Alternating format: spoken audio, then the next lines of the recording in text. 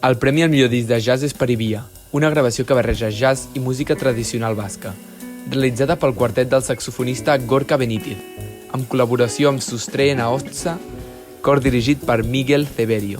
Ivia és la paraula basca per a denominar el punt més accessible per creuar un riu, en el qual sovint es construeixen els ponts. La semilla de la idea viene de cuando nos conocimos precisamente Miguel Ceberio, ¿no? Y su hermana Miren, gran violinista. Nos conocimos en una gira en Estados Unidos, que éramos con un pequeño coro y un grupo folclórico y tal. Y bueno, la anécdota bonita era, yo me quedaba en Nueva York y ellos venían para Barcelona, Madrid, no sé. Me rodearon y empezaron a cantar, no me acuerdo si era el Cantus o algo que obviamente uno se queda con la película y esa fue un poco la semilla, el origen de, ostras, igual estaría muy bonito hacer algo de esto, ¿no? A mano derecha David Shirbu, ¿no?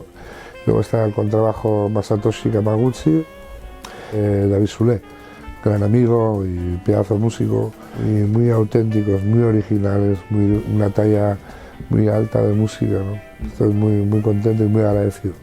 Y me quedé con, no sé, con lo que yo pienso que era más idóneo para la historia. Que hubiera realmente, pues eso, un tema del siglo XII y luego un tema contemporáneo, ¿no? Y esto me parecía hasta gracioso, ¿no? Y que sea además en latín y euskeras, ¿no?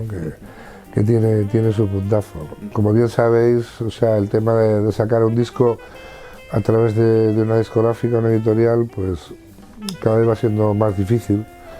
Y ha sido una gran alegría, no solo para mí, sino para Javeta, el técnico, para toda la gente involucrada. Espero que para los cantores también, obviamente. A nosotros nos ayuda mucho este tipo de cosas. Estas pequeñas cosas para nosotros son muy grandes.